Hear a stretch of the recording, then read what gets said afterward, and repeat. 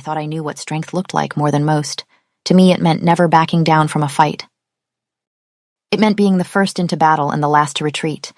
It meant standing between the innocent and those who would harm them, no matter the cost to myself. That's what I'd been taught. That's what I'd proven, time and time again, through years of training and sacrifice. Every scar on my body told a story of survival, of fighting alongside my pack against the tyrant Alpha King Micah, who'd stolen our rightful lands and driven us into exile. But tonight, as my packmates celebrated around the campfire, passing flasks and recounting their favorite moments from our latest fight, I would learn my physical strength meant nothing at all. It started when Kai touched my shoulder, leaning close. "Walk with me?" he asked. "There's something I need to discuss, away from the others." I followed without question. Of course I did. This was Kai, my best friend, my brother in all but blood, my future Alpha. The wolf I'd pledged my life to protect and to put on the throne as was his rightful place. The forest was peaceful under the full moon, and Kai's scent, white amber and frost, was as familiar as my own. "To another victory," he said, handing me a drink. To many more, I agreed and drank. The liquid burned going down, but not in the way wine usually did. This was different, wrong. By the time I noticed, my limbs were already growing heavy. "Kai?" The flask slipped from my fingers. "What is—" He caught me as I fell, lowering me gently to the forest floor.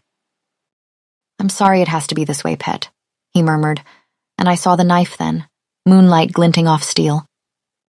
I tried to move, to fight, to do anything, but my body wouldn't obey. All my strength, all those years of training, meant nothing now. I couldn't move, couldn't fight, couldn't even scream. And I was about to learn that true strength wasn't measured in victories or scars. It was measured in what you did when everything you believed in shattered, and when the people you trusted most became your enemies. I was about to learn that real strength meant stand back up and fighting anyway, not with fists or fangs, but with resilience. The kind of strength that meant holding on to hope when despair pressed hardest. The kind that meant keeping my heart alive, even when betrayal tried to break it. I had spent my whole life learning to be a warrior. Now I was about to discover what it truly meant to be strong. Because someday, I would need more than a warrior's edge. I would need the courage to trust, to love, and to let compassion become my greatest weapon. Chapter 1. I wake up feeling like I've been hit by a truck, several trucks, and maybe a cart for good measure. My head's pounding, and for a second I wonder if I'm hungover. Wouldn't be the first time or even the 10th. But then Kai's face flashes through my mind. The knife, the poison, the helplessness. My hands snap to my chest, searching for wounds that aren't there. Oh, thank the gods. Only a nightmare, I tell myself. But it felt so real. The metallic taste of blood in my mouth, his scent of white amber and frost, Wait, where in the world am I? I crack open my eyes and find myself in what has to be the fanciest bedchamber I've ever seen. The bed alone is bigger than my entire sleeping quarters back at camp. Silk sheets, velvet curtains, the kind of luxury I've only seen when raiding rich pack estates. Before I can process any of this, the door bursts open and 2 girls in black uniforms rush in, nearly tripping over their own skirts in their hurry. "My lady, you're awake," one of them squeals. "We were so worried." I look around for whoever they're talking to, but there's nobody else here beside me that I can see. "Lady Lysandra, are you feeling better?" the other one asks, pressing a cool hand to my forehead. I try to swat her away, but my arm feels weird. Light. Wrong. Everything feels wrong, like I'm wearing someone else's skin. "Who's Lysan—" I start to ask, but get interrupted by another dramatic entrance. A woman in an emerald green dress sweeps in, reeking of omega pheromones and expensive perfume. "Oh, Lysandra, darling, my precious daughter, what were you thinking?" She grabs my hand, and I'm too stunned by her calling me daughter to immediately yank it back. "My lady," one of the maids says gently, "the healer said Lysandra needs time to—" "Wait just a minute," I cut in, finally finding my voice. It comes out higher than usual. "I think there's been some kind of mistake." "Oh, thank the gods she can speak," Greendress exclaims. "With the mating ceremony so close, imagine if she'd been left mute, or worse." She shudders delicately, disfigured. Look, lady. I try again, scooting away from her. I don't know who you think I am, but I'm not getting mated to anyone anytime soon, you feel me? They all stare at me like I've grown a second head. Why is she speaking like a peasant? Green dress stage whispers to the maids. I can hear you, I snap, but it doesn't come out nearly as threatening as usual. I'm not this Lysandra person, okay? The slap catches me off guard, not because I didn't see it coming, but because it actually hurts. Usually it takes a lot more than some Omega's backhand to make me flinch. Lysandra Evangeline Valtoria, she shrieks. If you think for 1 second you can act your way out of this marriage. I slap her back, hard, or what should have been hard. Instead of knocking her out cold like my slaps usually do, the woman just yelps and stumbles back, clutching her cheek. Something is very, very wrong here, but I'm not about to show weakness. How dare you raise your hand to me? I scowl. Try it again and you won't have any more hands at all. Is this how this woman treats her own daughter? Almost makes me feel glad to be an orphan. My lady, one of the maids gasps, clutching my arm. When did you learn to fight back like this? You mean the slap? It's all in the wrist. I demonstrate, rolling mine around. When I try to get out of bed, my legs nearly give out. Everything feels off balance, like my center of gravity has shifted. Even my wolf feels different inside me. Softer somehow, more docile. Do you want help getting ready? A maid catches my arm. The king would like to see you. I freeze. Excuse me, did you just say the king? Yes, Green Dress says, like I'm finally getting it. The Alpha King Micah wants to officially greet you on his territory. My heart nearly stops. I've been captured? This can't be happening. I'm Arya, the demon wolf. Micah's most wanted. The rebel who's been raiding his supplies, attacking his guards, making his life miserable for years. My head is worth more than most pack ransoms, and here I am, supposedly in his actual territory. Where exactly are we? I gasp. Near the borders. Well, obviously not, daughter mine. Green Dress scoffs. We're in the king's palace. His palace? Oh gods, I should be in chains right now, in his deepest dungeon. Micah's people have been trying to catch me for years. There's probably a whole wall in their war room dedicated to hunting me down. So why am I being catered to in a fancy room? A tiny hope flutters in my chest. Could it be that no one has yet to recognize me? After all, I've never actually met Micah. His son, however, now that's a different story. What about Rafe? I clear my throat. What about the prince? Is he here? Why, yes, he came home last night. The Lady Green tells me with a conspicuous smile that makes me gulp. I'm in trouble. If Rafe finds me here, I'm as good as dead. While I'm quickly calculating escape plans, the maids drag me to a vanity mirror. I look up, considering taking one hostage, and pause. There's an Omega girl at the vanity. Must be the Lysandra they keep talking about. Dainty little thing, heart-shaped face, huge baby blue eyes, pouty pink lips, waves of golden hair. She looks as confused as I feel. I snort at how out of place I must look next to her. She snorts too, the delicate gesture wrong on her perfect face. I frown, wondering why she's copying me. She frowns back, her princess features scrunching up. Something cold settles in my stomach. Slowly, I raise my hand to my cheek. The Omega does the same. My fingers, small, soft, unfamiliar fingers, touch smooth skin that hasn't seen a scar or callus in its life. I lean forward. She leans forward. I bare my teeth. She bares hers, perfect white pearls, not a single one chipped from fighting. No, I whisper, and perfect pink lips move with my words. The scream that tears from my throat, this strange, sweet, Omega throat, is definitely not a warrior's roar. Chapter 2. I don't know what to freak out about first, the fact that I'm somehow stuck in the body of some Omega princess called Lysandra, or that I'm casually strolling through enemy territory without anyone trying to kill me. A guard actually bowed to me. Bowed. To me. Usually they're too busy throwing knives at my head. This is surreal. This whole morning has been surreal. I got a bath, an actual bath with rose petals and everything, then breakfast with real coffee and fresh pastries. Now I'm wearing a gown that probably costs more than everything I own combined. They even painted my face, though I don't see the point since this Lysandra girl already looks like a porcelain doll. "Stop fidgeting," Isolde, the green-dressed woman who's apparently my mother, hisses. "You're acting like a common beta." I resist the urge to tell her exactly what this common beta thinks of her attitude. This is too good an opportunity to waste. I'm right in the heart of enemy territory, and they're letting me walk around like I own the place. Kai's going to laugh his rear end off when he hears about this. The demon wolf, right under their noses. "Kai." My chest tightens unexpectedly. For a second, I see moonlight glinting off a blade, smell white amber and frost, feel the sharp bite of steel. No, that was just a dream. Had to be. Kai would never hurt me. He's my best friend, my brother, my alpha-to-be, the true heir, my purpose, the one I've sworn to help reclaim this territory from Micah's tyranny. "Lysandra," Isolde snaps, "your scent is all over the place. Control yourself." Right. Another weird thing, everyone keeps commenting on my scent, like I'm some rare flower they're afraid might wilt. Back in my real body, people usually just wrinkle their noses and mutter about rogues stinking up the place. I have to crane my neck to look up at everyone.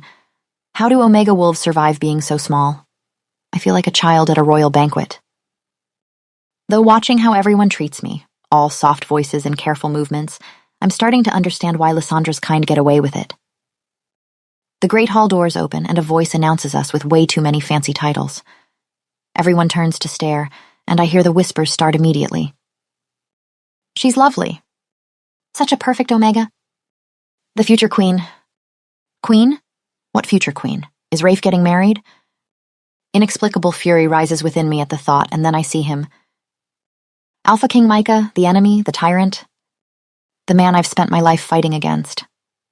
He stands in the center of the room radiating power, and for a second I forget how to breathe because those eyes... He has Rafe's eyes. The exact same shade of blue that haunts my dreams. Not because they're beautiful or anything. Obviously just because I'm always planning how to best him in our next fight. That's all. I definitely don't think about how they crinkle when he laughs, or how they flash golden when I manage to land a hit. "Isolde." His Majesty's voice pulls me from thoughts I definitely wasn't having about his son. "Welcome. Your daughter is as beautiful as promised." He barely glances at me, which shouldn't bother me. This is the man I've sworn to destroy after all, but something in my new Omega body bristles at being dismissed so easily. We're interrupted by a guard bursting through the doors. "Your Majesty, someone's here to see you." "Not now." Micah waves him off, but the guard persists. "Sire, you'll want to see this," he insists, radiating nervous energy. Micah sighs, but gives a small nod. And then my world stops turning, because Kai walks in.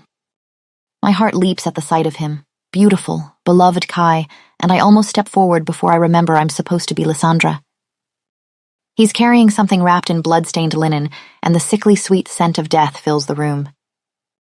"Great Alpha King Micah." Kai inclines his head, voice dripping with reverence, and my blood turns to ice. What is he doing? This is Micah, the usurper, the man who stole his birthright, who drove us into exile. Kai's bowing to him like some common beta, and my hands clench into fists so tight my new delicate nails break skin.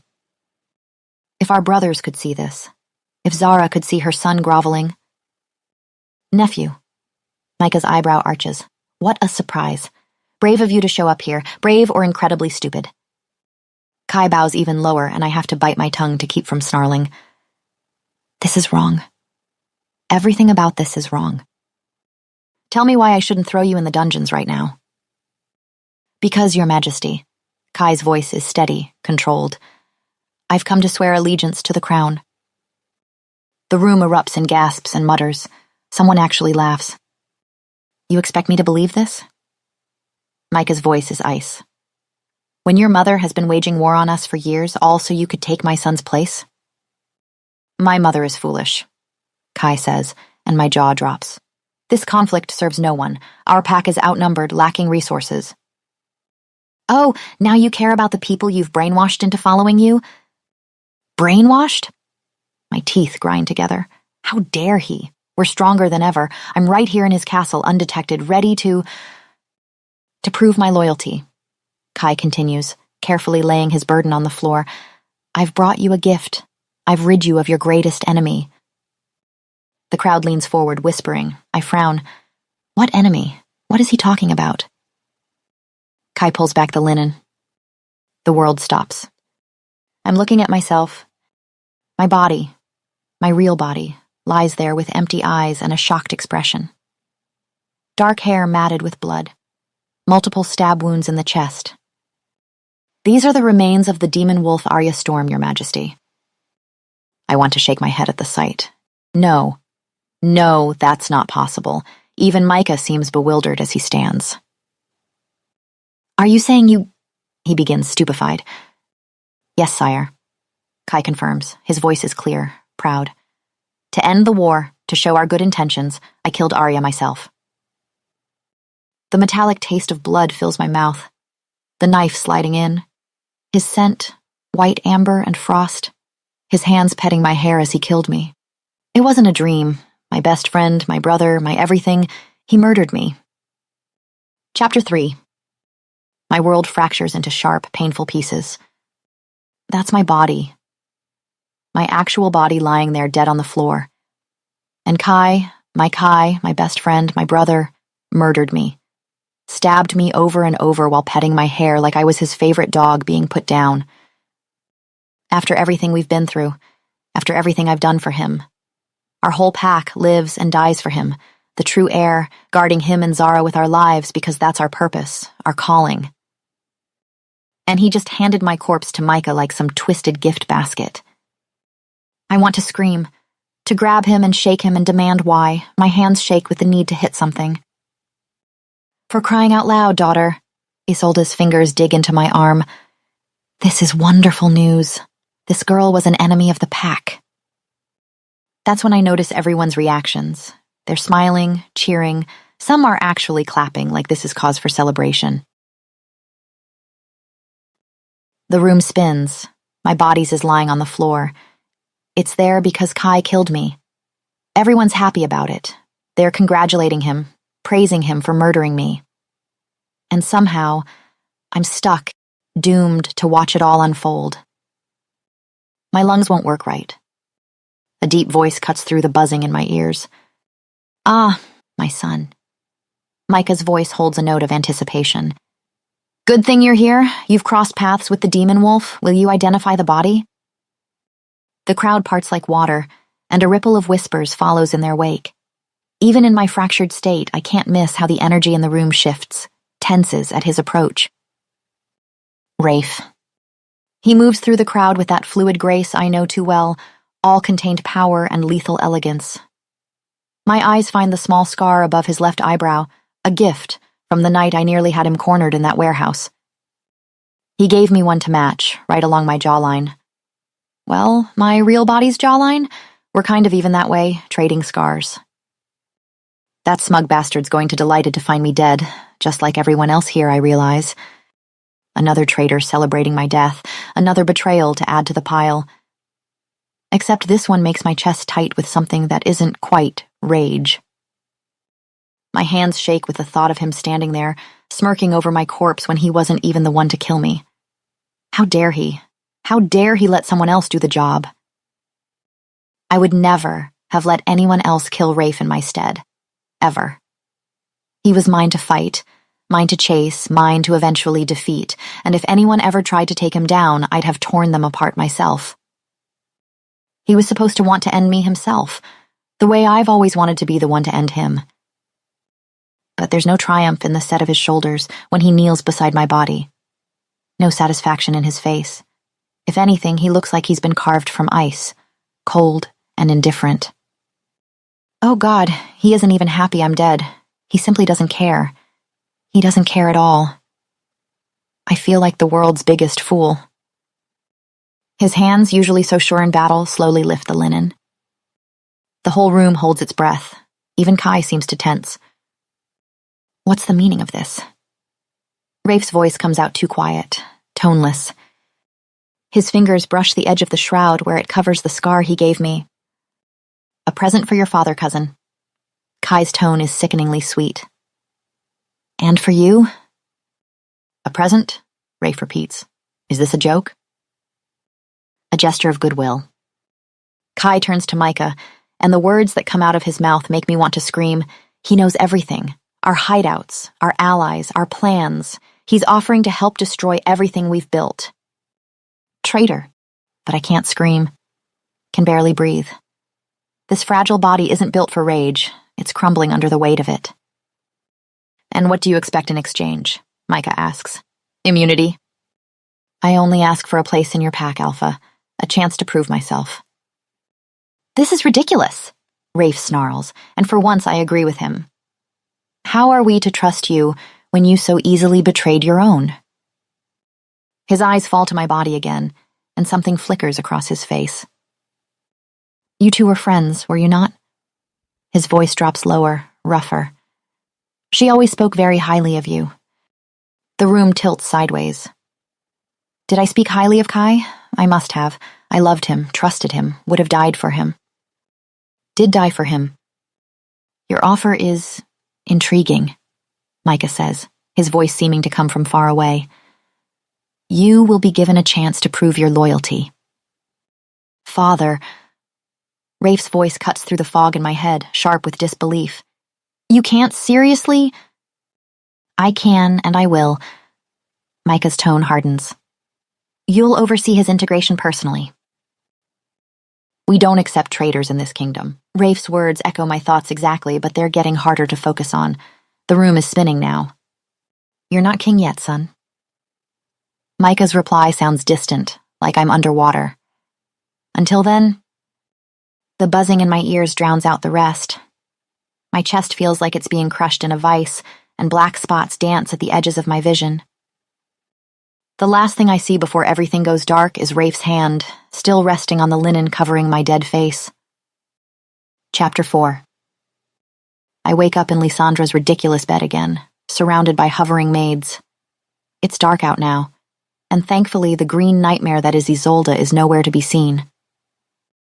My lady, you've been unconscious for hours. One maid dabs my forehead with a cool cloth. Your mother shouldn't have made you go out so soon after your accident. Accident?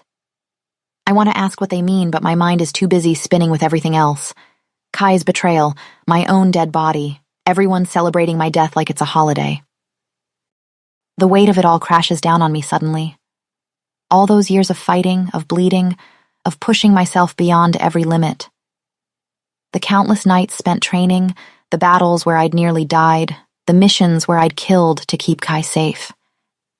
I'd given him everything, my childhood, my loyalty, my whole damn life. And for what? So he could murder me and dance with our enemies on my grave? Something hollow opens up in my chest. But then again, I'm not actually dead, am I? For whatever reason, I've been given a second chance, and maybe that means something. I could run. The thought hits me suddenly. Everyone thinks Arya Storm is dead. I could disappear, start fresh. With this pretty Omega face, I could probably walk into any pack and be welcomed with open arms. But then I think of my brothers in arms, the ones I fought beside. I think of Zara, who found me when I was nothing but a starving rogue pup, who saw something in me, trained me, trusted me. Zara, who alone had the courage to stand against Micah's tyranny. I can't abandon them. A smile curves my lips as the plan forms. No one knows Lysandra is actually Arya Storm. I'm right here in the heart of enemy territory, perfectly placed to gather intel, to stop Kai from revealing too much, and most importantly, to end the bastard with my own hands. He thinks he can stab me in the back and walk away a hero? Not on my watch. I won't rest until he's ruined, eliminated, brought to justice. And by justice, I mean my blade. All I have to do is play my part, bat my eyelashes and act precious. Easy enough. You, I point at one of the maids. Bring me a drink, I need to think. They exchange confused looks. What type of infusion would you like, my lady? Chamomile? Vervain? What in the world are those? No, I mean a real drink, scotch. 3 fingers, no ice. I go back to plotting, excitement building as I imagine revealing myself to Kai in his final moments. My lady? A maid interrupts my lovely revenge fantasy. Should we prepare you for your fiancé? Your mother insisted, if you woke. I'd forgotten about Lysandra's fiancé. This complicates things. Not only will it be harder to fool someone who knows her intimately, but gods, am I going to have to play dotting fiancé to some random wolf? Gross. So, I ask while they wrestle me into yet another fancy dress, how close am I to my fiancé? Like, on a scale of 1 to 10, how in love would you say we are? The maids exchange uncomfortable looks. Well, my lady, as you know, you haven't seen each other since childhood. You can't expect love to be there overnight. But don't worry, the other adds quickly. You're so beautiful and charming. Prince Raphael will surely fall in love with you in no time. I preen a little at my reflection, because yeah, who wouldn't fall for this face? Before my brain catches up. Wait, did you just say Raphael? I ask. Yes, my lady, the maid grimaces. Are you telling me, my voice rises dangerously, that I'm engaged to Rafe? The maids exchange a worried look. He's a bit gruff, perhaps, but he's the future king. It's quite an honor. Oh, blast, that means yes, I realize. They finish lacing me into a pale blue dress while panic starts to set in. What if Rafe figures out who I am? He'd have me killed on the spot. What if... I catch my reflection in the mirror. The delicate creature staring back at me couldn't look less like Arya Storm if she tried. All wide eyes and pouty lips, tiny waist and curves I definitely didn't have before. Even my scent is different. No way he'll recognize me, not a chance. And actually, this could be fun. A giggle bubbles up in my throat as I imagine it. The mighty Rafe, future Alpha, unknowingly enthralled by his enemy disguised as his sweet Omega bride. The idea sends a thrill of excitement down my spine. He'll probably write terrible poetry about my beauty. Oh gods, what if he tries to serenade me?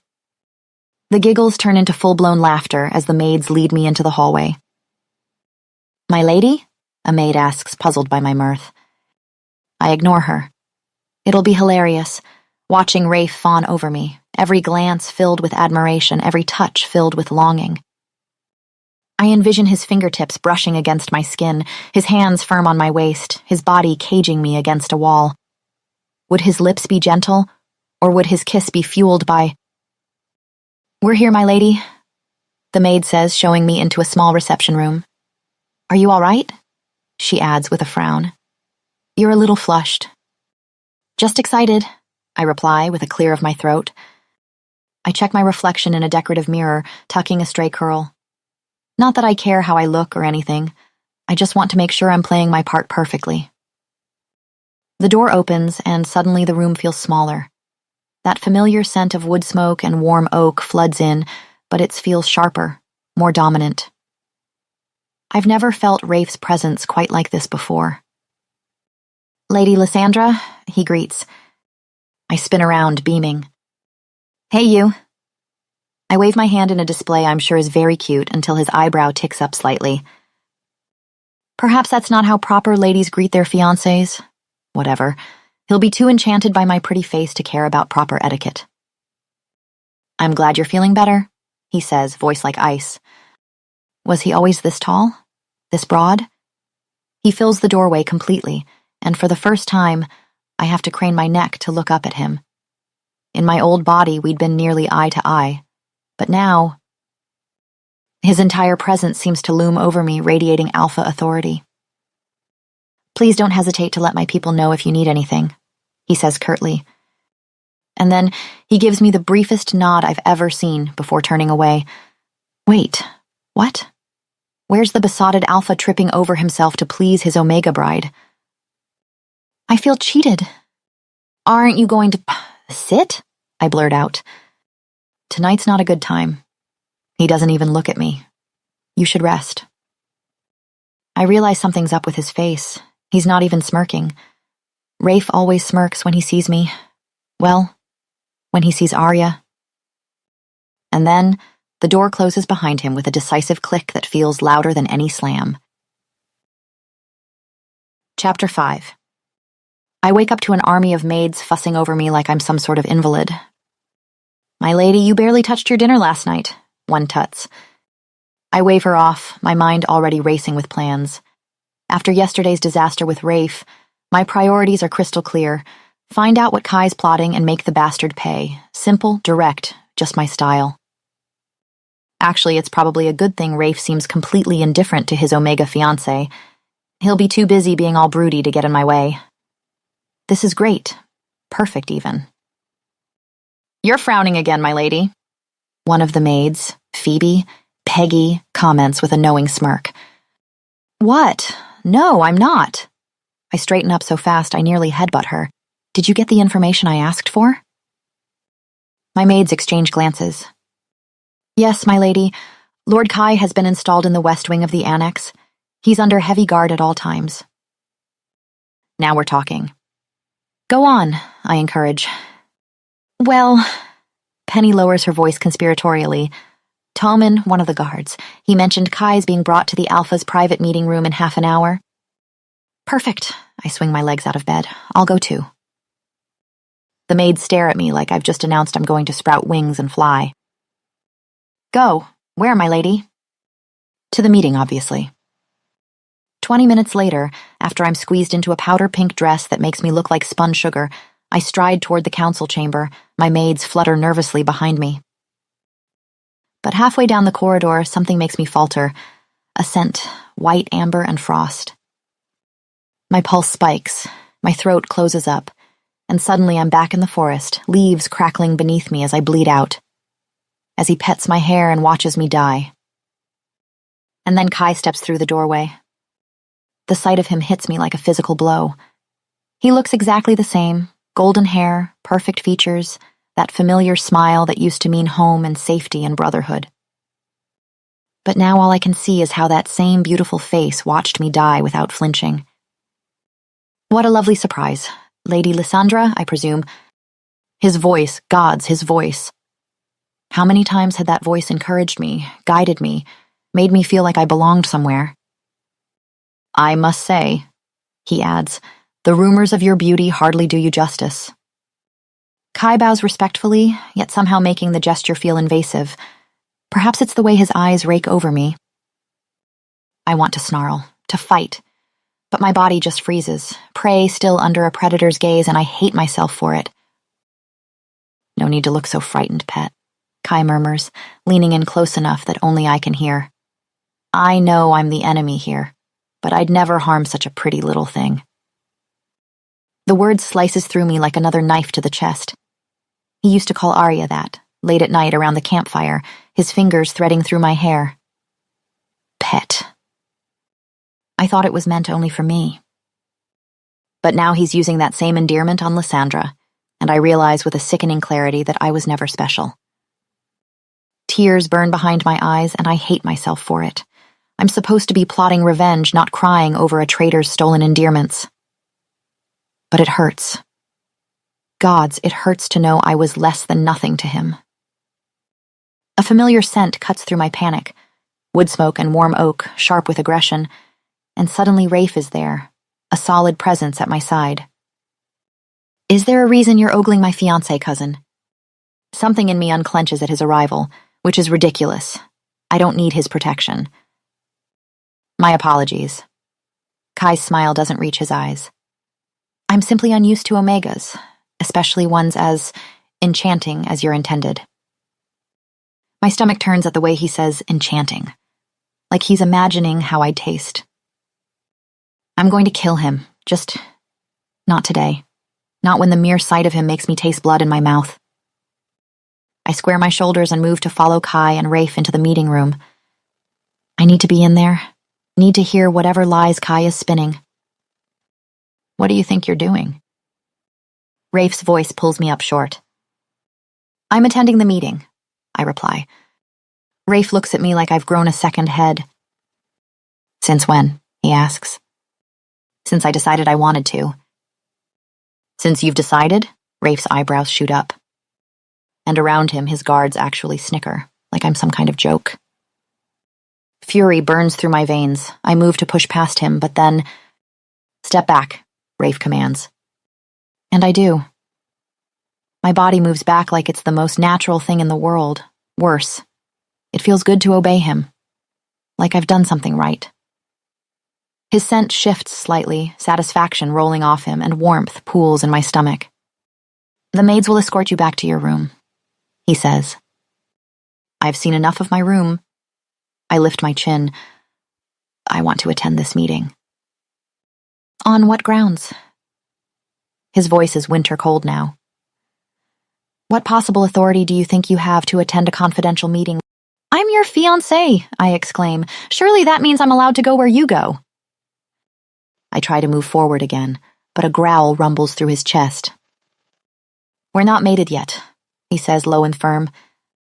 And then he's gone, striding into the meeting room like I'm not even worth a backward glance. Through the closing door, I catch a glimpse of Kai settling in at Micah's side, exactly where he doesn't belong, while I'm stuck out here being treated like a child. Chapter 6. I'm still shaking with fury as I stalk through the grounds, my maids scurrying behind me like anxious chickens. Since when am I afraid of Kai? Since when does Rafe's voice makes me want to bare my throat? My lady, perhaps we should return to your chambers? No. I keep walking, needing to move. Sure, being Lysandra has its perks. The food is incredible, and don't even get me started on that bathtub. But what good is any of that when I have no autonomy, no respect? Back in Zara's pack, I might have grown up eating scraps and fighting other pups for blankets, but at least people looked up to me for what I could do, not just how pretty I looked doing it. A sound catches my attention, the clash of steel, grunts of exertion, the thud of bodies hitting dirt. My feet carry me toward it before I can think. What is this place? I ask innocently, watching men and women spar in a dirt ring. Massive wolves dancing around each other, others practice with weapons, sweat gleaming on muscled arms as they move through combat forms.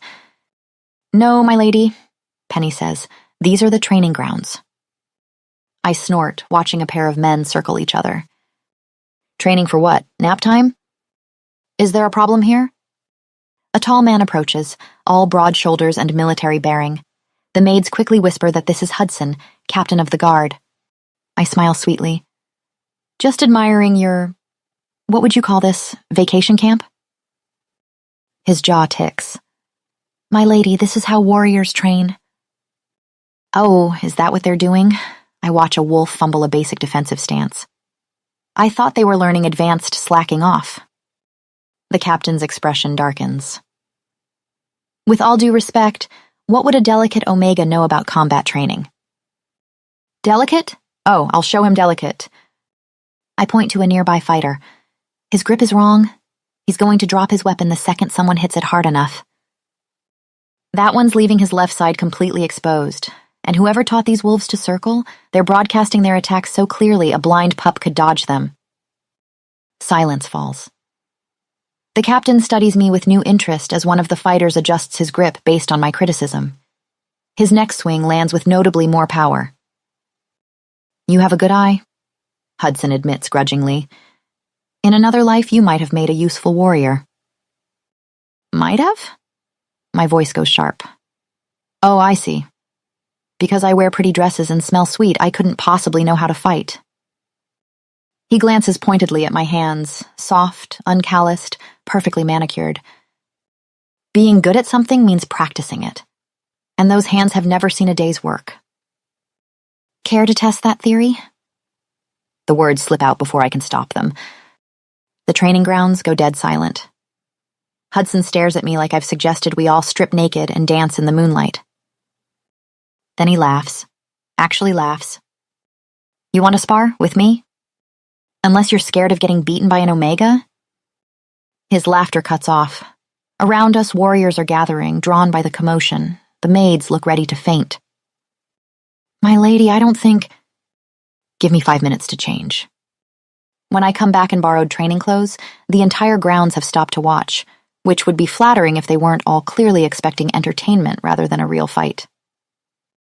Hudson sighs, barely bothering to guard himself. Miss, you can still back. I strike. He blocks my first hit easily, but I see the surprise in his eyes when he realizes I actually know what I'm doing. His next block comes faster, harder. I'm used to this. I can do this, except my brain knows these moves, but this body is weak, soft. The muscles don't respond the way they should, don't have the memory of countless hours of training. Fine, if I can't overpower him, I'll have to outthink him. I dance back, watching, observing. His weight shifts slightly before he moves right. His shoulder tenses before striking high. Little tells I would have exploited mercilessly in my old body. There, an opening. I feint left, then drop and sweep his legs. He stumbles exactly as planned, and I move to pin him. But these arms aren't strong enough to hold him. These legs aren't fast enough to complete the move. He recovers, and suddenly I'm the one in the dirt. Heat floods my cheeks. Back in Zara's pack, weakness like this would have earned me a beating at best, death at worst. I wait for the mockery, the contempt. Instead, Hudson offers me a hand up, grinning. That was impressive. Around us, the other warriors are actually cheering. Impeccable technique, Hudson continues. Just needs some conditioning to pull it off. Would you like to train with us? I stare at him. But I lost. To my surprise, the captain shrugs. But you fought smart, used your head, that shows potential. Potential? Where I'm from, potential doesn't matter. Either you succeed and you're in, or you fail and you're out. Why is this fool blabbering about potential for? I can't believe we ever lost to these people. We're going to wrap up here and go for drinks, Hudson announces, grinning. You should join us, little lady. I want to hear where you learned that move. Before I can respond, two of the warriors are already lifting me onto their shoulders like some kind of conquering hero, the whole group erupting in cheers and whoops. To the tavern, someone shouts. First round's on the captain. He got beaten by an Omega. I did not get beaten, Hudson protests, but he's laughing. Almost beaten, another warrior corrects. I grab onto their shoulders, dizzy from more than just the height. This can't be real. Back in Zara's pack, showing weakness meant blood, meant pain. I let myself being carried off, curious. I suppose I might as well try to learn more about how the enemy operates while I can. Chapter 7. The tavern lights are making pretty patterns in the air. It makes me want to dance and sing and maybe howl a little. Another, I demand, slamming my empty glass down. Everyone around the bar cheers at that. Well, apart from Penny, who's tugging at my sleeve going, My lady, perhaps that sixth drink was enough. I spin around to face her, only stumbling a little bit. Sweet, beautiful Penny. I used to outdrink alphas, all the time. A memory floats through my sparkly happiness. Nights around campfires, challenging Kai to drinking contests. He'd always get so touchy when he lost, all wandering hands helping me to my tent. Wait. That memory feels different now? Icky. More ale, I announced to no one and everyone. Ale makes everything better and nothing hurts. Everyone's laughing, and it feels like bells in my chest because they're laughing with me. You're something else, little lady, someone says. Who are you, anyway? You want to know who I am? I stage whisper, swaying closer. I am the terror of the night. The shadow in the places with shadows, the most dangerous. I collapse into giggles, and suddenly I'm sprawled across Hudson's lap, which is nice because his face is nice and he smells good. Not as good as Rafe, but nobody smells as good as Rafe because he's stupid. And perfect. And stupid. He plucks my fresh drink from my hand. Rude. I think you've had more than enough, he says. You're no fun. I poke his chest. But you have very nice muscles. He coughs, shifting me slightly. Perhaps we should get you some water. Everyone's so nice here, I observe, wiggling in his lap. They keep telling me how pretty I am, which is true, I guess. Everyone thinks so. A thought strikes me and I pout. Well, except Rafe. He doesn't think I'm pretty at all. Hudson tenses. Prince Raphael? Stupid Rafe. I giggle. With his stupid perfect face and his stupid... I look up at Hudson through my lashes. Do you think I'm pretty? He swallows hard. I'm not blind. I beam at him. At least someone appreciates me.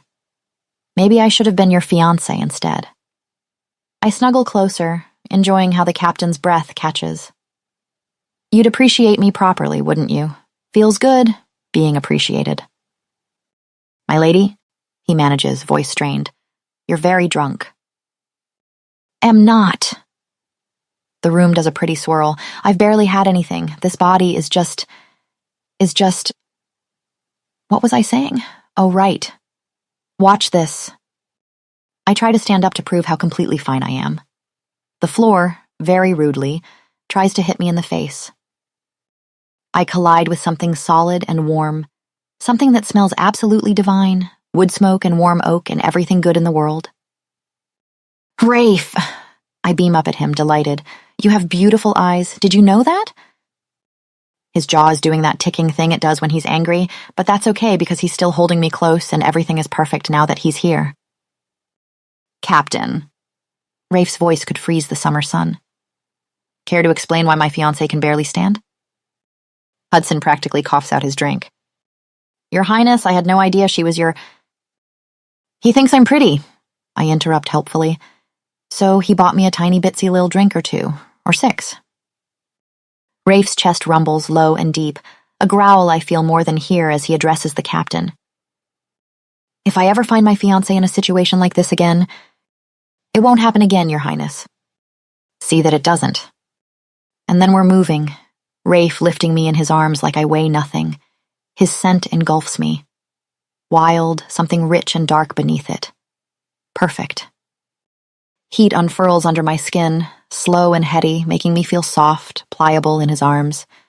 Finally, I sigh, nuzzling into the crook of his neck where his scent is thickest. Been waiting forever for you. His grip tightens. Lady Lysandra, he sighs. Yet my wolf preens under the unspoken command in his voice. It sends a pulse of liquid heat through me. Shh, I laugh, kissing a path up to his ear.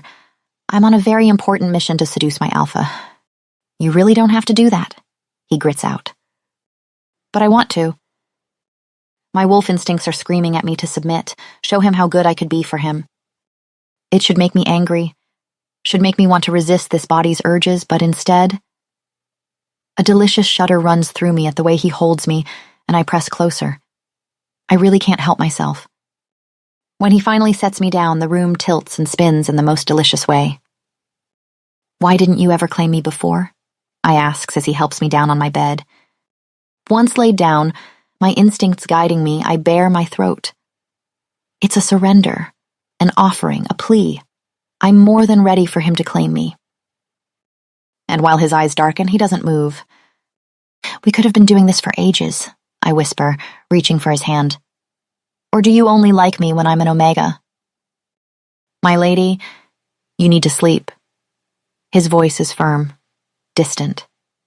But I can smell he isn't indifferent. I have a much better idea. I giggle, yanking him down. And then I press my mouth to his, moaning at the sheer perfection of the contact. This is everything. When he growls into my mouth, my whole body melts. For just one heartbeat, one fleeting moment, he gives in. His hand cradles my face, his kiss turning firm, commanding, teasing the edges of the submission my body aches to give. But then, he pulls back, and something inside me whimpers at the loss. This isn't how this is supposed to go. When I used to get drunk with Kai, he'd always stay, helping me undress, murmuring about how good a pet I'd be. Something ugly stirs at the memory, but I push it away. This is different. This is Rafe. Aren't you going to stay? I whine. Why do you always have to leave? My voice drops to something fragile, needy, as I realize out loud. I'm only happy when you're here, Rafe. My throat feels tight. I feel so alone without you. His hands flex at his sides like he's fighting himself. You're not making sense, he murmurs, voice tight. You tried to take your own life only a few days ago to escape this engagement, Lysandra, and now... Why is he calling me Lysandra, I wonder, mind like cotton? That's not my name. I should tell him so. That said, he murmurs, squeezing my hand briefly, I understand I haven't been very welcoming. I really look at him, at the shadows under his eyes, the weariness in his face, the sadness that seems to cling to him like a second skin. Something in my chest aches at the sight. It's okay, I mumble, patting his leg clumsily. When he doesn't pull away, I snuggle closer, pressing my face against his thigh. Don't be sad, okay? I'm here. Even knowing he's my enemy and I shouldn't care, I can't bear to see him hurting like this. His hand is in my hair. It feels soft, and my eyes are so heavy and he's so warm. Chapter 8. The morning hits me like a silver-tipped spear. How much did I even drink last night? The last thing I remember is being at the tavern. Rise and shine, my lady. Penny throws open the curtains, making me groan. Is the sun absolutely necessary? Oh, yes. Now drink this. Penny thrusts a steaming cup under my nose. The smell alone makes my stomach roll. As I'm about to tell her I'd rather die than drink this, my bedroom bursts open, and Isolde sweeps in like an emerald hurricane. What were you thinking, daughter? She screeches. Do you have any idea what you've done? She paces, her expensive dress rustling with each sharp turn. If the Alpha calls off this engagement, God, all those years of investment, the tutors, the finishing school, the healers. She whirls on me. We didn't spend a fortune crafting you into the perfect Omega just for you to throw it all away. Crafting me? Like I'm a product to be sold? Is this about that boy again? She demands. Are you still pining over Thomas, after you nearly destroyed everything for that fool? Who's Thomas? I ask, genuinely confused. Her hand strikes my cheek. You need to accept that Thomas is mated now, she continues, voice dripping venom. Your shame is a burden on this entire family. Bad enough you tried to take your own life over that worthless kid, but now this behavior... My head spins, and not just from the hangover. Lysandra tried to kill herself because some guy used her and left? Get her ready, Isolde snaps at the maids.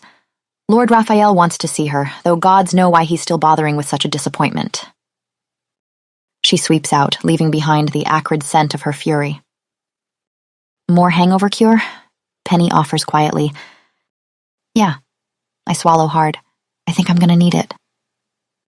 After a too-short bath, I'm taken to meet with Rafe outside.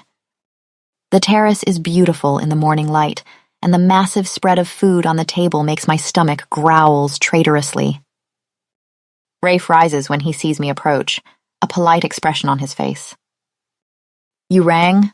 I drawl, enjoying how his expression falters for just a moment. He recovers quickly.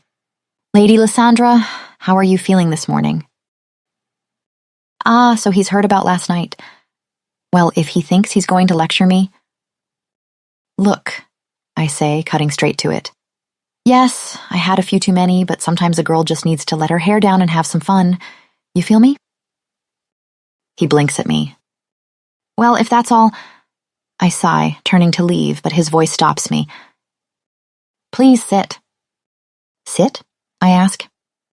I thought we could have breakfast together. He gestures at the laden table, and my stomach betrays me with another growl. Still, Arya Storm will not be bought so easily. Why? I cross my arms, ignoring both my hunger and how the morning light makes his eyes look particularly blue. Well, Rafe smiles. Seeing as we are to be mated, I don't think it ridiculous that we should spend some time together. Oh, you don't think it's ridiculous, do you? I mock. That's funny, since you've done nothing but look down on me ever since I arrived. I haven't... He stops himself, takes a breath. I apologize for my untoward behavior these past few days, Lady Lysandra. He seems sincere, but why now? Why the sudden change? I decide to test him.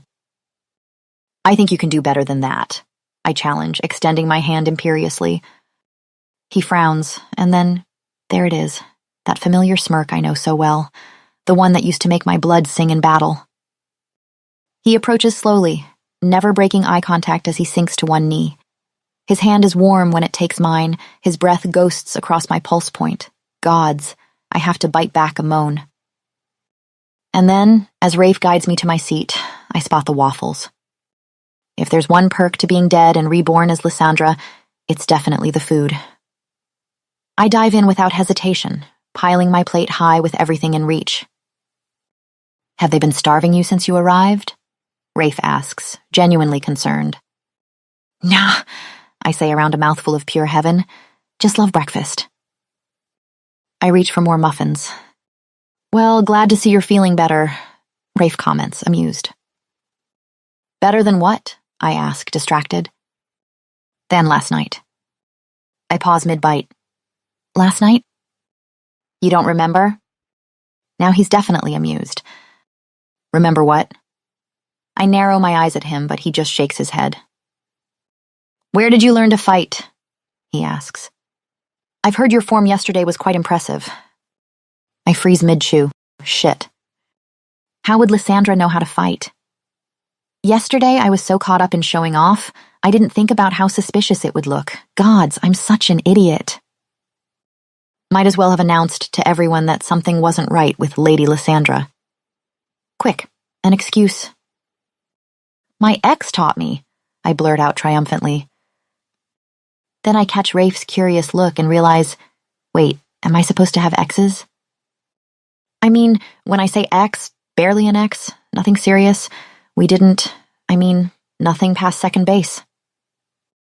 Rafe's stare intensifies. First base? I let out a nervous laugh. We held hands. That's it. Lysandra, he interrupts, I really don't care about your past relationships. I search his face and realize he genuinely doesn't, which for some reason really pisses me off.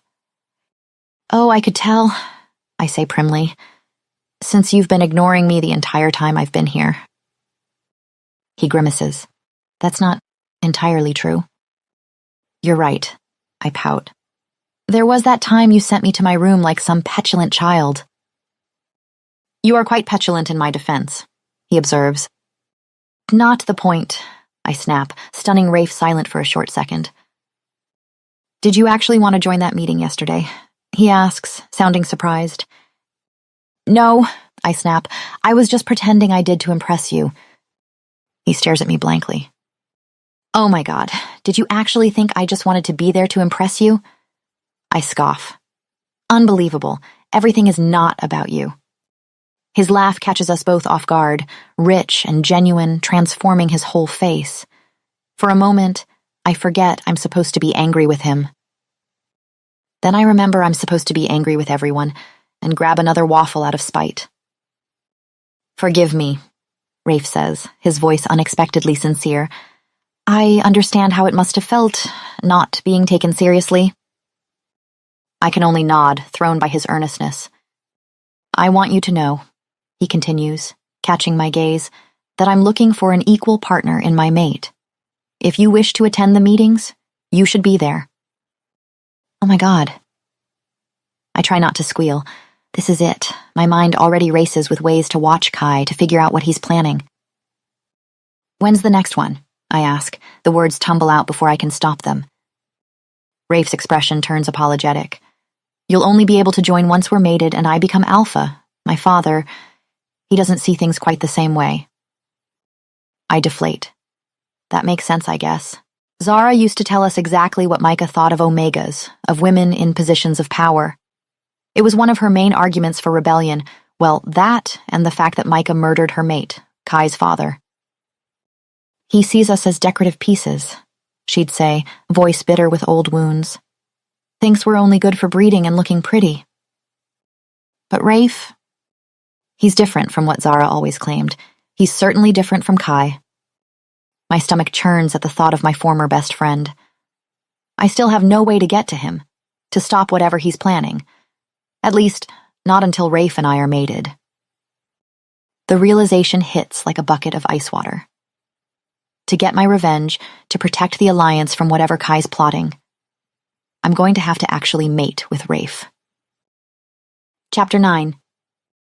That evening, I stare at the ceiling, watching shadows creep across the elaborate molding.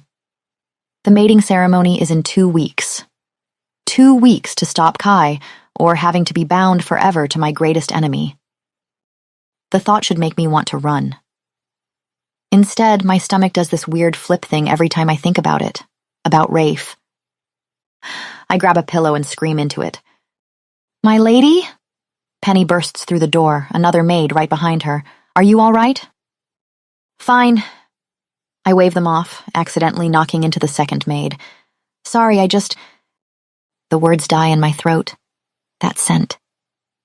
Under the flowery perfume all the maids wear, there's something familiar, something wild and sharp that doesn't belong in these polished halls. The maid keeps her eyes down, perfectly submissive, but I'd know that face anywhere. Willa, one of our best spies, now apparently playing servant in the Alpha's house. My heart pounds as I watch her exit my room discreetly. If she's here, that means Zara sent her, which means whatever Kai's planning is big enough to risk sending in another operative. "Could you fetch me some tea?" I ask Penny, forcing my voice to stay steady. "I have a bit of a headache." The moment Penny leaves, I turn to the other maid. "Your uniform." "My lady?" "Give me your uniform, now." She hesitates, probably wondering if this is some sort of trap, but eventually hands over her dress and apron. "Perfect." "Penny," I call as she returns with the tea. "I need you to cover for me. If anyone asks, I'm resting in my room with a headache. Can you do that?" Her eyes go wide. "But my lady—" "Please." I catch her hands in mine. I wouldn't ask if it wasn't important. "Let me help," she pleads. "Whatever you need—" "No." The word comes out sharper than intended. "Stay here. That's an order." The hurt in her eyes makes my chest tight, but better hurt than dead if Willa discovers her. I've seen what happens to people who get in Willa's way. The servants' passages are a maze, but Willa's scent is easy to track. Even in this weak body, my nose works fine. She's heading toward the annex, toward Kai. My hands shake as I follow. What could she be carrying to him? Messages from Zara? New orders? Or maybe poison, a blade, something to help him escape? Guards patrol the annex regularly. I've been watching their rotations for days, marking the gaps in their coverage. There's a 3-minute window between shifts where the east side is clear. Just enough time to scale the wall if you're careful. But I'm not in my old body anymore. These arms can barely lift a tea tray, let alone support my weight. Still, I have to try. The rose trellis creaks under my fingers as I climb, one foot after another, muscles trembling with effort. Don't look down. Don't think about falling. Just keep moving. Finally, I reach the balcony outside Kai's room. Voices drift through the partially open doors. Willa's smooth tones and Kai's familiar laugh. The sound makes my stomach turn. The branch I catch holds, barely. Heart pounding, I press myself against the wall, praying they didn't hear. "The Alliance is in chaos," Willa's voice drifts down. "Your mother's supporters are shaken by Arya's death." As they should be. Kai's tone makes my blood freeze. There's something wrong with it. Something cold and empty that I've never heard before. This isn't the voice that used to comfort me after battles, that promised we'd always protect each other. "Your mother is pleased, though?" The words hit like a physical blow. Pleased? Zara is pleased? Of course she is. Kai laughs, and the sound raises the hair on my neck. It was on her orders that I sacrificed Arya, after all? My fingers go numb on the branch. No, that can't be right. Zara wouldn't. She found me, raised me, made me strong. So it was you. Willa sounds impressed. I thought as much. Who else could have taken down the demon wolf? Pride colors his voice. Actual pride, like he's bragging about murdering me. Like he's proud of stabbing me in the back. Something hot and wet slides down my cheek. Tears? No. I don't cry. I haven't cried since I was a pup. But Lyssandra's body betrays me, overwhelmed by the weight of this betrayal. She didn't even fight me, really. Kai continues, and rage burns through my grief. It wasn't much of a fight at all. Well, She probably hadn't been expecting it. Willa's voice turns thoughtful. Given that you two were close. Without thinking, I pull myself up to the window ledge, needing to see his face, needing to understand how the wolf I trusted with my life could talk about my death like it was nothing. It's not about expectations. Something dark gleams in Kai's eyes, something hungry and possessive that I've never seen before. Or maybe I just never wanted to see it. Arya is loyal to me. She accepted her fate, her sacrifice because I asked her to. The branch creaks under my white-knuckled grip. Accepted? I didn't accept anything. He just kept stabbing, again and again, while I begged him to explain why. She lived for me. His voice drops lower, almost reverent. Everything she was, everything she did, it was all for me. She loved me, belonged to me. Horror crawls up my spine. This isn't the Kai I knew. This is something else. Something twisted and wrong wearing my best friend's face. She's mine. His eyes lift suddenly, locking with mine through the window. A smile spreads across his face, slow and terrible. Mine to kill and mine to keep. I can't move, can't breathe. There's something else. Willa cuts in. Your mother is concerned about your cousin's upcoming marriage to Lysandra Valtoria. Kai doesn't look away from me. Soon that won't matter. His smile widens. I'll be alpha of this pack, and Lysandra will be my mate. His voice drops to a whisper. Just you wait. The branch snaps. Chapter 10. By some miracle, I make it to the ground without breaking anything. I don't know how long I stay there, crouched in the bushes beneath Kai's window. Time stretches like taffy, sticky and cold. The moon rises, sets. Still, I can't move. Mine to kill and mine to keep. His words echo in my head until they unravel everything I thought I knew about my life. About who I am. A memory surfaces. Zara finding me, a half-starved pup on the edges of her territory. Her hands gentle as she lifted me, voice soft as she promised I'd never be alone again. You're special, she'd said. I can see your strength, your potential. But she hadn't seen me at all. She'd just seen a weapon she could shape, a toy soldier to position in her games. Another memory? My first kill. 12 years old, throat raw from screaming as Zara held me down, forced me to watch the light fade from the guard's eyes. This is what loyalty means, she'd whispered. This is love. But it wasn't love. It was never love. The sky lightens, and still the memories come, each one twisted now with new understanding. Kai always at my side, always touching. His hands in my hair, on my skin, proprietary, possessive. My perfect pet. He'd croon when I'd complete a mission. So good for me. I'd preened under that praise, desperate for any scrap of approval. The memory I've been fighting crashes through my defenses. Kai's quarters, after a raid. He'd been pushing drinks into my hands all night, smiling that smile I thought meant safety. You trust me, don't you, pet? My head had been spinning, vision blurry, his hand sliding under my clothes. No, I'd mumbled. Kai, stop. Shh. You want to prove your loyalty, don't you? I barely make it to my hands and knees before I'm retching into the bushes. How many nights like that had there been? How many times had he... My stomach heaves again, but there's nothing left to bring up. Just bile and shame and the sickening realization that my whole life has been a lie. I wasn't a warrior. I was a puppet. A toy. Something for Kai to play with and break when he got bored. Lady Lysandra? A gasp. Someone get Lord Raphael? Hands touch me and I flinch away. Everything feels far away, like I'm watching through muddy water. They move me inside. The maids bathe me, murmuring soft concerns I can't process. Poor thing. Just like before. Thomas all over again. But it's not like before. It's not like anything. Because I'm not even me anymore. Lady Lysandra? A deep voice cuts through the fog. Rafe. The healer's here. She's in shock, the healer says gently.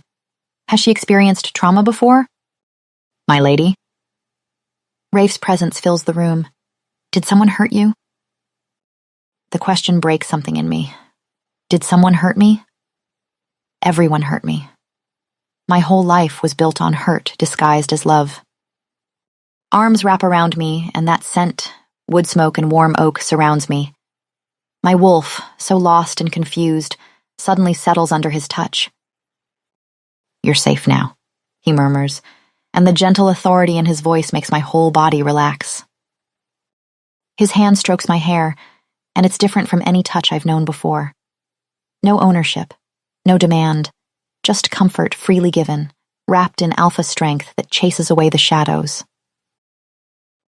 I cry until there's nothing left, until my throat is raw and my eyes burn. I cry for the pup I was, so desperate to belong that I let them shape me into a weapon. I cry for the warrior I became, thinking strength meant letting yourself be used. I cry for Lysandra, who felt so broken she tried to escape the only way she knew how. And through it all, Rafe's alpha presence wraps around me like a blanket, keeping the nightmares at bay. When sleep finally claims me, it's to the steady rhythm of his heartbeat under my ear, his scent surrounding me like a promise. Chapter 11. A week has passed since my world shattered, and I still feel hollow, empty. Like someone scooped out everything I thought I knew about myself and left behind this shell. The only thing that feels real anymore is Rafe's daily visits, just sitting with me, sometimes talking, sometimes not. His presence anchors me when everything else feels like it might float away. But today he hasn't come. I pace my room as night falls. The thought of something being wrong makes my chest tight. Finally, I can't take it anymore. I slip out into the night, following his scent through moonlit corridors and across dew-dampened grass. I find him at the edge of the estate where ancient oaks give way to open meadow. A pyre burns against the star-strewn sky, flames dancing gold and crimson. The traditional sending off for warrior wolves. Rafe stands alone before the flames, no pack members in attendance, no ceremonial drums, just silence broken by the crackle of burning wood. In the distance, I notice pinpricks of light scattered across the hills. Torches, maybe? Or funeral lanterns? There are so many of them, but they stay far away as if held back by some invisible line. I wasn't expecting you here, he says. His shoulders are rigid with tension, face cast in shadows that make him look older. I move to stand beside him, close enough to feel the heat from the fire. We watch the flames in silence for a long moment before I gather the courage to ask, Who died? A great warrior, Rafe replies. From our pack? No. I look around again, confused. Rafe, sensing it, takes a breath. It was Arya Storm, he says. The name in my name hits like a physical blow. What? I whisper as my knee buckle. But wasn't she your enemy? He turns to me then, something fierce in his eyes. Does that mean she doesn't deserve to rest with dignity? The defensive note in his voice makes me realize he must have fought for this, argued with his father, his pack, just to give my body proper rights. Did you know her well? I ask, my throat tight. A sad smile tugs at his lips. Yes and no. He looks back to the flames. I'm just tired of this war, of all the senseless death. Arya lived her whole life fighting battles that weren't even hers. She deserves peace now. Something both warm and painful expands in my chest. How can he know that I'd been caught up in something bigger than myself, when even I couldn't? I apologize if this offends you, Lady Lysandra, Rafe comments, misinterpreting my silence. He doesn't sound apologetic, though, just defensive. I suppose that explains why no one else came, I manage. He nods. I tried to have her body returned to her people, but my father wouldn't allow it. That's very kind of you, I whisper. Rafe shakes his head. No, it's only right. Though what would really be right is letting her be buried by those who loved her. I doubt she had many of those, The words slip out before I can stop them, bitter with fresh betrayal. Rafe turns to me then, something fierce in his expression. Without a word, he points to the hills beyond the estate, to all those tiny lights scattered across the darkness. What? My voice catches. What are those? Her people, Rafe says. Everyone who could come. My breath hitches, but I don't think he notices. They've been gathering since sunset. He explains, voice softening. I stare at the lights, at my people, and something that's been dead inside me flickers back to life. They came. They actually came. She was that important to them? I ask, hardly daring to believe it. More than she probably knew. His smile is sad but genuine. She gave them hope. Because she was such a strong fighter?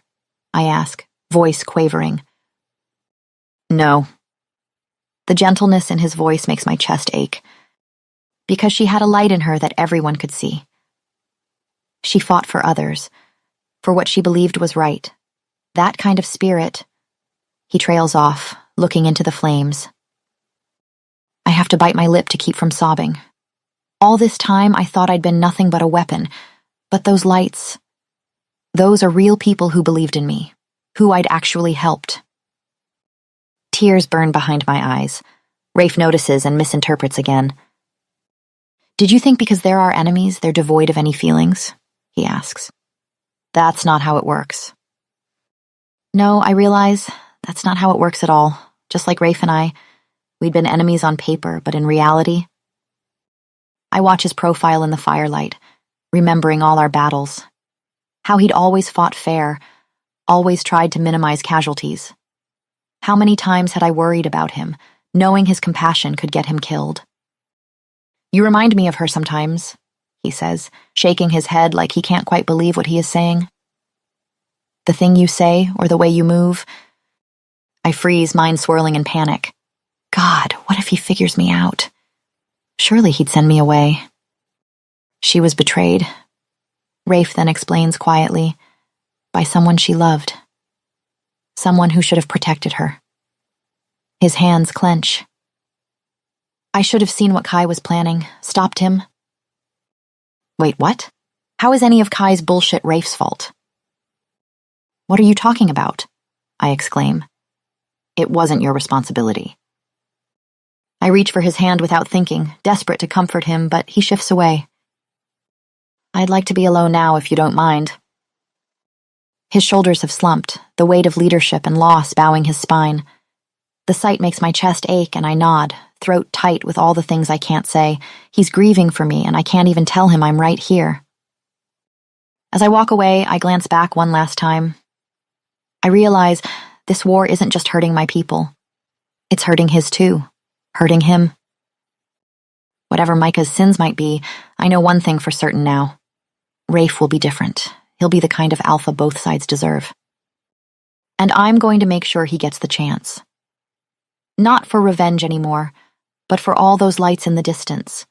For every person caught in this war, for Rafe himself, who gave an enemy warrior more honor in death than her own leaders had in life.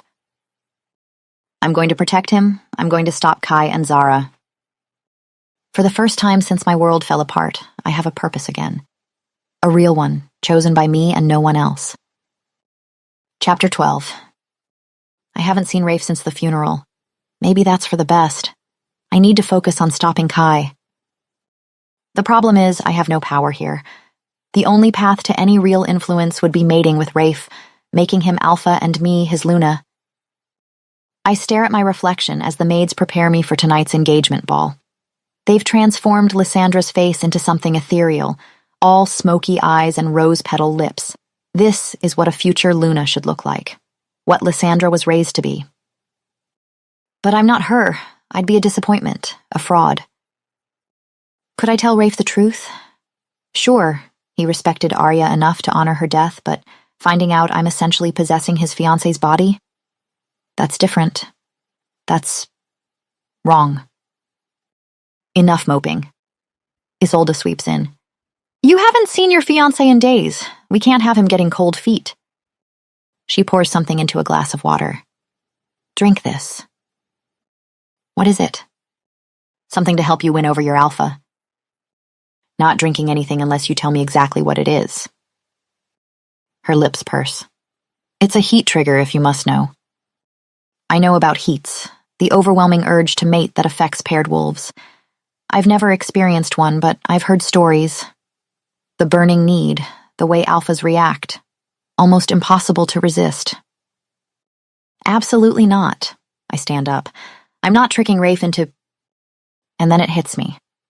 Kai will be at the ball tonight. If I could get him alone while in heat, he'd probably throw himself at me. Enough of an offense for even Micah to act. It's not a great plan. Actually, it's terrible. But I'm running out of options. I take the glass. That's my girl. Isolde beams. You'll start feeling the effects in about an hour. What effects exactly? She waves dismissively. Nothing you can't handle. I thought heats just affected alphas, made them want the omega. I didn't think I'd actually feel anything, but surely it can't be that bad, right? That said, Isolde continues, should something go wrong? She removes an ornate silver necklace from her neck, delicate filigree wrapped around what looks like a small silver locket. You'll need this. What is it? Her lips thin with disapproval. Have you forgotten everything I taught you about heats? The dangers? I bite back the urge to point out that she's never taught me anything. Instead, I examine the necklace as she fastens it around my throat. This locket contains a sedative so potent it mimics death, she explains, voice dropping lower. If for any reason your alpha cannot, or will not, come to your aid during the heat, you take this. It will spare you the suffering and... Her eyes harden. Ensure no one takes advantage while you're vulnerable. You mean... The implications turn my stomach. Omegas cannot rely on strength, she continues, adjusting the necklace. We must be creative in our methods. Poisons, sedatives, remedies, these are our weapons. She steps back, studying me. You must master the art of turning weakness into power, Lysandra, or you won't survive as Luna. A whole world I never knew existed unfolds before me. All those years learning to fight with fists and fangs, and I never once considered there might be other ways to wage war. I touch the vial at my throat, mind already racing with possibilities. Maybe there's more to being an Omega than I thought. Penny, I whisper minutes later as we head toward the ballroom. I need your help. She leans in close. I'm going to get Kai alone tonight, I explain. After a while, I need you to find Rafe and bring him to catch us. Can you do that? Her eyes go wide. My lady, that sounds dangerous. I'll be fine. I squeeze her hand. Just make sure you bring Rafe or a witness. She nods reluctantly, and I try to ignore the worry in her eyes. This has to work. I'm out of other options. But as we approach the ballroom, I can't shake the feeling that I'm about to make a terrible mistake. Rafe waits at the top of the grand staircase, and something in my chest flutters when his eyes find mine. You look beautiful, he says softly. I catch myself wishing he'd found Arya beautiful too, the real me with my scars and calluses. He offers his arm, and we descend into the ballroom as music swells from a string quartet, and the air thickens with expensive perfumes and excited whispers. Everyone stares as we pass. Of course they do. We're the future Alpha and Luna, but their gazes feel like hooks in my skin. Do they see how wrong I am for this? How badly I'm playing this part? When we reach the bottom, Rafe releases my arm, and I have to fight the urge to grab his hand back, to pull him away from all these watching eyes. What's wrong? He's back at my side, brow furrowed. You smell tense. I'm fine. I force a smile, reminding myself to focus. Find Kai. That's what matters. Not how safe Rafe's presence makes me feel. Not how his scent seems to settle something restless under my skin. His hand finds the small of my back. Dance with me? He asks. I nod, not trusting my voice. He leads me onto the dance floor. The warmth of his touch seems to spread through my whole body. Has it always been this warm in here? The world narrows to just us, his scent making me slightly dizzy. Or maybe that's from the way he's looking at me, blue eyes dark with promise. His thumb traces circles on my lower back, leaving trails of fire on my skin. Raphael? Micah's voice cuts through the haze in my mind. A word? Rafe's jaw tightens before he forces himself to step back. Of course, Alpha. I watch him go, swaying slightly on my feet. His scent lingers in my nose, making it hard to think about anything else. People approach to offer congratulations, but their words blur together. All I can focus on is Rafe across the room, the way his shoulders flex under his jacket, how his hands looked wrapped around that glass of wine. What would those hands feel like on my... No focus, I need to find Kai. Oh, but Rafe is right there, and I can still smell him. What if he came back right now? Pulled me into his arms, pressed me against a wall, claimed my mouth? A small moan escapes my lips, and several heads turn my way. Oh gods, oh no. My skin feels too tight, too sensitive. Every brush of fabric sends sparks through my nerves. And Rafe... Just looking at him makes me want to bare my throat, to beg him to... I force myself to look away. What if it gets worse? What if I completely lose control? What if Rafe smells it on me and decides to act on it? Would he pick me up right here, carry me to his bed, and... Another whimper escapes, and I clamp my hand over my mouth. If I'm going to do Find Kai, it has to be now, before I completely lose my mind to whatever this is. Lady Lysandra? His voice hits me like ice water, white amber and frost. I turn to find my murderer watching me, his golden hair gleaming in the chandelier light. Would you honor me with a dance? He asks. His eyes trail over me slowly, lingering on the curve of my neck, the swell of my breasts above the low neckline. I force myself not to flinch. This is my chance. I'm not sure that would be appropriate, I demur, playing the shy Omega. My fiancé is occupied. Kai's smile is all predator as his gaze drops to my lips. Surely one dance wouldn't hurt. He extends his hand, and I can see the way his nostrils flare, catching my heat-sweet scent. This is exactly what I wanted, to lure him in, to trap him. So why does every instinct scream at me to run? Clenching my jaw, I place my hand in his. Don't worry, part 2 is already available. Just click the link in the description. I hope you enjoyed this first part. Some of you might have noticed that this is a story I'd already published some time ago, but I decided to share it again, this time with a full visual production. I'll have a brand new story for you next week. And for those interested, there's also a new long exclusive story waiting for you on my Patreon. Love, Lily.